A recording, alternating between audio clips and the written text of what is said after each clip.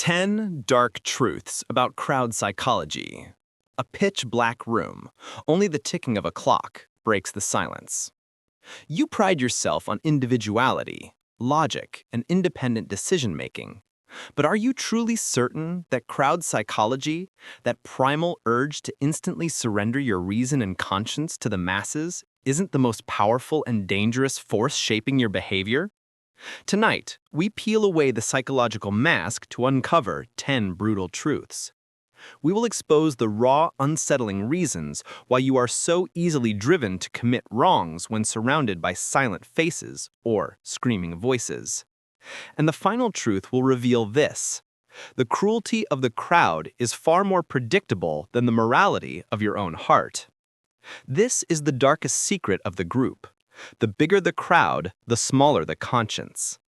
Inside a mob, morality does not rise, it dissolves into zero.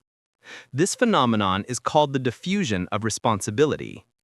Everyone assumes someone else will act. The most chilling historical example, the 1964 case of Kitty Genovese, brutally attacked and murdered while more than 30 witnesses watched or heard. Not a single one intervened effectively or called the police in time. Each bystander's passivity came from the same assumption: there are so many others here, surely someone else will step in. Psychologists have proven it again and again. Statistically, you are more likely to help a person in distress when you are alone than when you are surrounded by 20 silent strangers. The most dangerous place isn't the darkness of solitude. It is the public square surrounded by indifferent witnesses.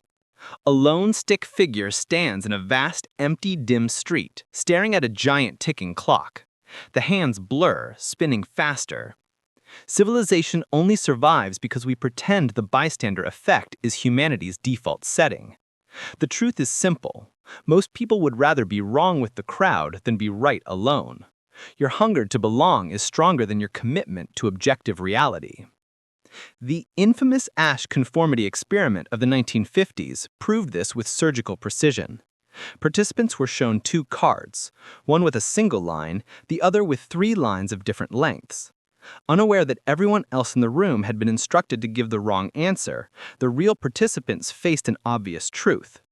Yet more than a third deliberately gave the wrong answer too. They knew the line lengths didn't match, but the fear of isolation and ridicule was stronger than the evidence of their own eyes. Under overwhelming social pressure, even your vision betrays your brain just to keep your place in the herd. Conformity is the silent executioner of independent thought. The instant reward for acceptance is nothing less than your perception of reality itself. When you wear the mask of the crowd, you shed the chains of individuality. Your name, your conscience, your rules, gone, replaced by a collective hunger, faceless and anonymous. This state is called de-individuation. Once a person feels fully anonymous within a crowd, their moral compass evaporates, allowing them to commit acts they would never imagine alone.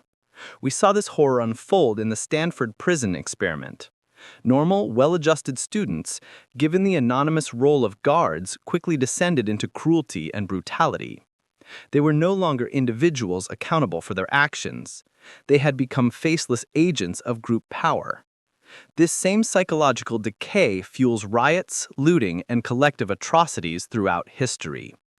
The most chilling truth about a crowd is it doesn't just encourage evil behavior, it steals your guilt and shame. Anonymity is not a shield. It is a temporary license for your worst impulses. The more often you hear a lie, the more you believe it. The crowd doesn't create truth, it distorts truth until you accept the distortion as reality. This is the illusion of truth effect, amplified by the echo chamber of the crowd. When a claim, no matter how false, is repeated by enough voices, it becomes convincing simply through familiarity. This is why misinformation spreads like wildfire in emotion-driven groups. Your brain mistakes repetition for authenticity. History is littered with mass panics. From the Salem witch trials, where accusals fed by communal fear spiraled out of control, to modern viral rumors online where baseless claims become truth through endless repetition and sharing. Your mind is wired to confuse consensus with competence, even if the consensus is pure madness. The crowd is less concerned with finding truth than with reinforcing its own story. Not all immorality requires malice. Sometimes the greatest crimes are committed through millions of tiny silent acts of group loyalty. The bystander effect extends far beyond passivity. It becomes a mechanism for moral collapse in politics and corporations alike. When decisions are ethically gray, individuals look for social signals from leaders or the majority. The result is a downward spiral where no one feels responsible enough to say no. Think of the chain of command behind history's gravest mistakes. Each person performed their narrow duty, rationalizing, "I wasn't the only one." The guilt was spread so thin it evaporated. Your sense of right and wrong doesn't grow stronger in a group. It is handed over to the least conscientious person present. The path of least resistance always leads to collective moral decay. Crowds don't act rationally, they act in rhythm. Chants, marching, synchronized clapping, these are the tools of emotional control. When a group locks into rhythm, they trigger a trance-like state, reducing critical thought. This is the hypnosis of uniformity. Crowd psychologists note how synchrony creates feelings of invincibility, shared power, and emotional momentum, overpowering rational judgment. Dictators have always mastered this. Giant parades, slogans chanted endlessly, the illusion of collective destiny and moral superiority. Noise drowns dissent. Rhythm drowns doubt. Once the crowd chants, you are no longer choosing rationally, you are obeying the oldest drumbeat in human history. Critical thought is the first casualty when the chorus begins. The scariest crowds are often smaller than they appear. You see thousands of angry faces, but the true leaders are only a handful of desperate, driven voices. This is the illusion of the majority. A small, organized, loud minority can appear much larger than reality. History and social media both prove it. The loudest few force the silent majority to conform or hide in fear. Your perception of public opinion is warped by the most aggressive and coordinated voices.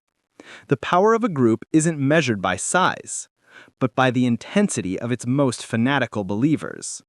Most people don't follow the leader, they follow the noise. When you join the collective, your mind regresses. The crowd doesn't make you stronger. It makes you childish, rigid, and desperate for simple rules. Freud and later crowd theorists observed that individuals in large groups often exhibit childlike regression. Adult reasoning collapses into primitive, emotional responses. The crowd demands instant gratification, exaggerates everything into good versus evil, friend versus enemy, and craves a father figure to obey. This explains the destructiveness and short-sightedness of mobs, thousands of adults raging like disappointed children. The true leader of a crowd is never the wisest voice, but the one who promises the easiest, most primal solution. Adulthood is a solitary effort. Regression is the final group activity. The ultimate dark truth is that you don't join the crowd joins you.